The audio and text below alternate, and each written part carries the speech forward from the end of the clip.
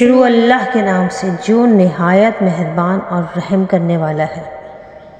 اے رسول اپنے عالیشان پروردگار کے نام کی تسبیح کرو، جس نے ہر چیز کو پیدا کیا اور درست کیا، اور جس نے اس کا انداز مقرر کیا، پھر راہ بتائی، اور جس نے حیوانات کے لیے چارہ اگایا، پھر خشک اسے سیاہ رنگ کا کوڑا کر دیا۔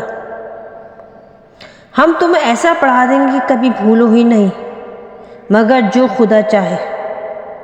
بے شک وہ کھلی بات کو بھی جانتا ہے اور چھپے ہوئے کو بھی، اور ہم تم کو آسان طریقے کی توفیق دیں گے، تو جہاں تک سمجھانا مفید ہو سمجھاتے رہو۔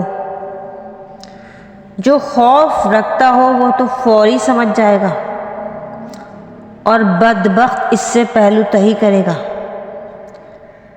جو قیامت میں بڑی تیز آگ میں داخل ہوگا، پھر نہ وہ مرے گا اور نہ جیے گا۔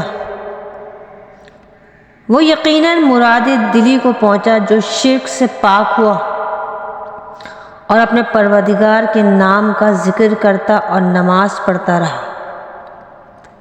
مگر تم لوگ تو دنیاوی زندگی کو ترجیح دیتے ہو، حالانکہ آخرت کہیں بہتر اور دیرپا ہے۔ بے شک یہی بات اگلے صحیفوں ابراہیم اور موسیٰ کے صحیفوں میں بھی ہے۔